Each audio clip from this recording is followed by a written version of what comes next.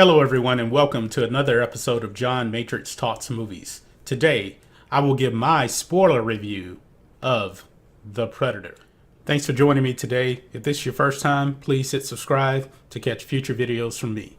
Like I said, this is a spoiler review, so if you haven't seen the movie or you don't want to be spoiled, please just stop watching the video now.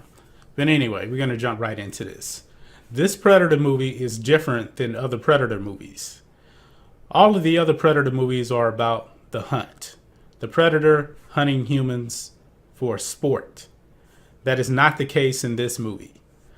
So, the storyline in this movie is the smaller Predator has come to Earth because it wants to offer humans a gift that will defeat other Predators because the Predators in this movie are evolving. So, the ultimate Predator actually has come to Earth to hunt down and stop the smaller Predator because the smaller Predator is considered a traitor to, I guess, the Predator race for wanting to give humans this gift.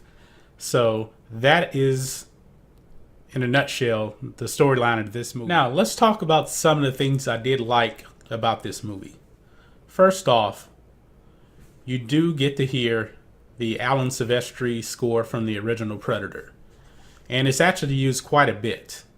So you will enjoy that nostalgia of having the music play throughout the movie. Also, the blood and gore in this movie is top notch. If you like seeing blood and guts, and I do mean guts literally, you will enjoy this movie. The Predator and the Ultimate Predator are absolutely ruthless. There is so much blood and guts in this movie. It's way more than the original movie for sure. Predators is definitely more than that. So these Predators, they're just absolutely cold-blooded killers. Now, you can't go wrong with blood and guts. It's almost like a Friday the 13th movie in a Predator movie when it comes to the blood and guts. Now, as far as the individual actors in the movie, there's Sterling K. Brown. He's playing Traeger. Now, Traeger is a character that is a little different than what I was thinking. I thought he was just the head of the science lab and, trying to do the right thing and everything like that. That is really not the case. Does he want to capture the Predator and stop the Predator? Yes. But he wants to do it at all costs. He actually green lights Olivia Munn's character, who is Casey Brackett. She's a biologist. Once she basically escapes, he green lights his guy to kill her. It's like he doesn't want any information getting out into the public. So he's willing to shed blood. Now, he's kind of sick and twisted, but his character and the way he pulls it off, I really did enjoy that. Also, Boyd Holbrook as the star of the movie, Quinn McKenna. This soldier, he's the one that actually finds the alien technology. It's the helmet and the arm bracelet of the small Predator. So what he ends up doing is he sends these items to his post office box for evidence. So, but the thing is, he hasn't paid his post office box bill, so the postman brings it to his house.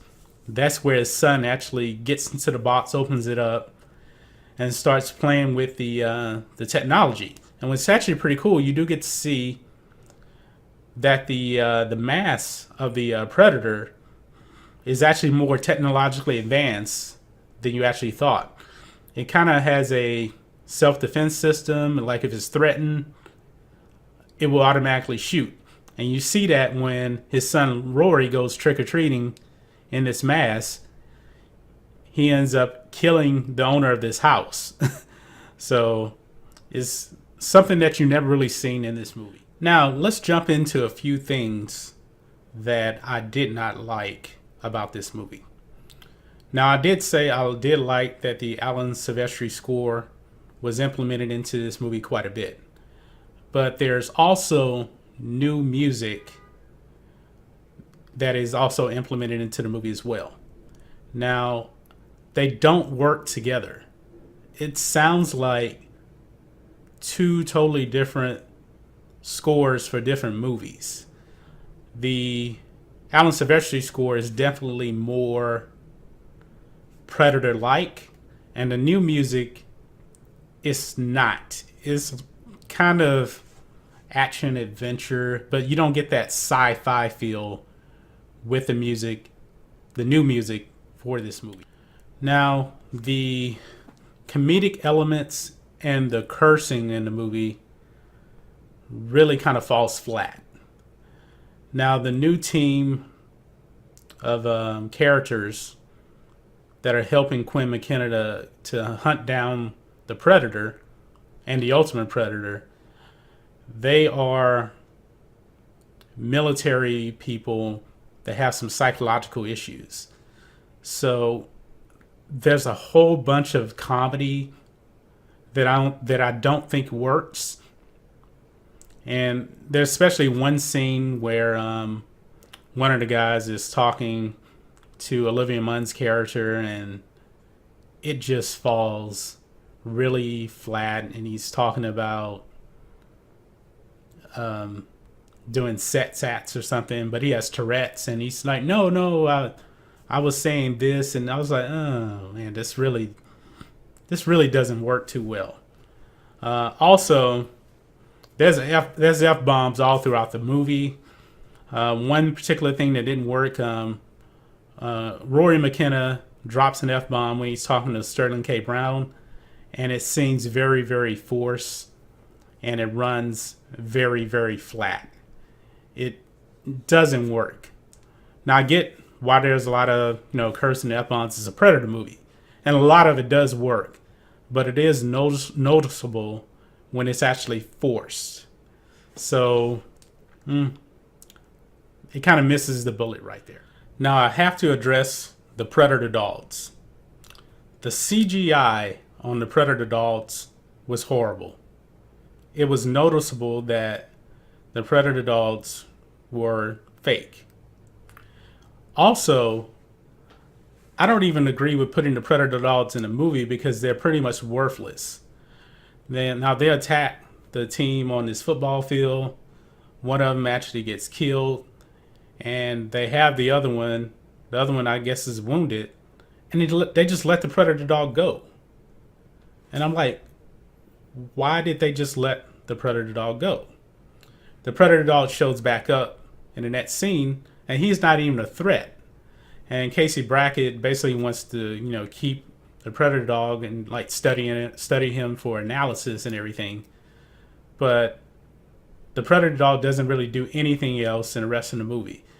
All of the other scenes with the Predator dog is just there and does absolutely nothing. So Shane Black could have just cut the Predator dogs from the scene completely.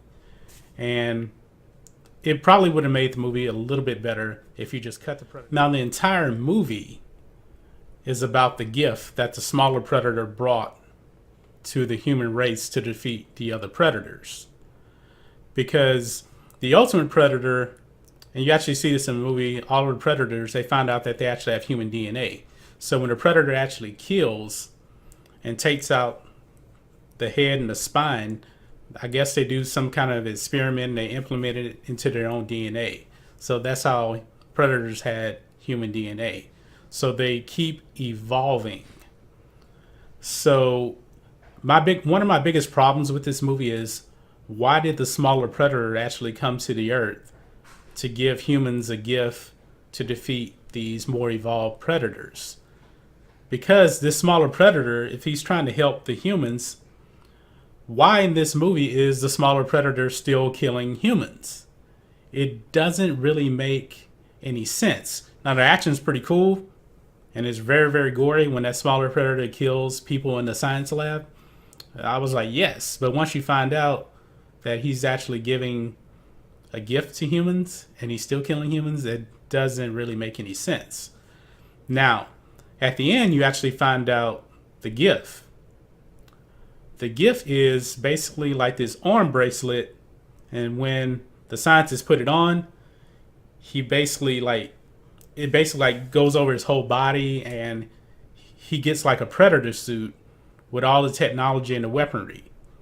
And then he gets out of the suit, and Quinn McKenna actually says to this other doctor there, and because the doctor actually asks, "What is that?" And then Quinn McKenna says, "That's my new suit." And then I was thinking about it when I was leaving the movie theater. I was like, humans don't need that predator suit to defeat other predators. We've seen in the original movie, Arnold stopped a predator without the suit. Danny Glover stopped a predator in the second Predator without the suit. If you go to Predators, humans, actually all the Predator movies, humans were defeating the Predators without this advanced technology. So it's not really necessary. I was expecting the gift to be something more. But, so I don't know why the gift ended up being the suit. So that was kind of a letdown to me. Overall, this was a good movie. It wasn't a great movie. The plot holes that I kind of addressed here were kind of a letdown a little bit. It could have been better. If they would have got rid of the comedy in the movie, it would have been so much better. But I will give this movie a 6.5 out of 10. So it's a good movie. It's not great. But anyway, if you've seen the movie, leave a comment. Let me know what you think about the movie. And if this is your first time visiting the channel, please hit subscribe to catch future videos from me. John Matrixx, out.